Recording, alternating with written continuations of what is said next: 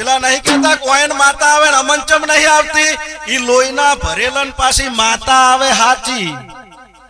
પણ કોકની વળજેલી આવે એને ધૂણવા તો આવે જ પણ કોકની વળજેલી આવે હરખની ધૂણવી હોય શોખની ધૂણવી હોય ને તો પેઢીએ પુનઈ જોવે તે લ્યો આ પાલડીના ગોદરે ગોગાના ઓગણે મજા કહું છું